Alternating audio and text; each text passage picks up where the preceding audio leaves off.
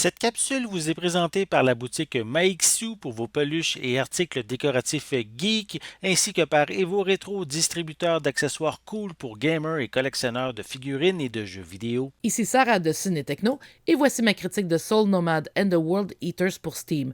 Le jeu est disponible depuis le 31 août 2021 et est également disponible sur Switch avec le jeu Phantom Brave dans le cadre de l'ensemble Pretty Presents NIS Classics Volume 1.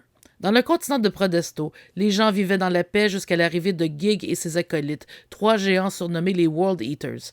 La dirigeante de la contrée, Lena, réussit à éliminer Gig, ce qui a eu pour effet d'endormir les World Eaters. 200 ans plus tard, on retrouve le protagoniste du jeu dans un village secret. Avec son amie d'enfance Danette, il partira à la défense du pays avec une épée noire qui contient l'âme de Gig. Le protagoniste utilisera donc le pouvoir réincarné de Gig pour éliminer une fois pour toutes les World Eaters. Soul Nomad est un jeu de tactique initialement paru sur la PlayStation 2 en 2007. On dirige le protagoniste, qui peut être au choix un garçon ou une fille, sur une carte qui le mène à des combats. Pour bien se défendre contre l'ennemi, le protagoniste pourra recruter d'autres combattants et le joueur pourra utiliser des salles de différentes tailles pour positionner ses personnages sur la grille en question.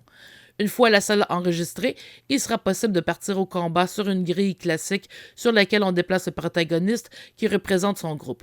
Ensuite, on choisit l'attaque souhaitée. Le combat se déroule alors automatiquement et nous n'avons aucun contrôle sur les attaques précises de chaque membre du groupe. Le but est donc de développer son personnage jusqu'à ce qu'il soit suffisamment fort pour réussir à battre les World Eaters. Malheureusement, contrairement à Phantom Brave, l'autre jeu proposé par NIS America dans sa compilation, Soul Nomad est un portage direct de la version originale sur PlayStation 2.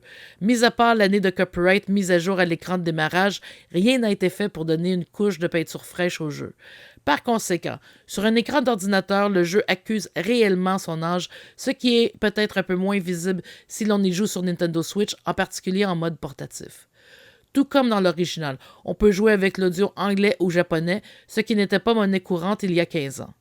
Le menu pour mettre sur pied la salle regroupant les combattants n'est pas très intuitif et il est même arrivé d'accidentellement partir au combat avec un groupe ne contenant que le protagoniste. Par ailleurs, l'intelligence artificielle des personnages peut parfois laisser à désirer, notamment en ce qui a trait aux mages guérisseurs. Nous avons eu une situation où un sort de guérison n'a pas ciblé le bon personnage, ce qui a mené à son évanouissement pendant un combat.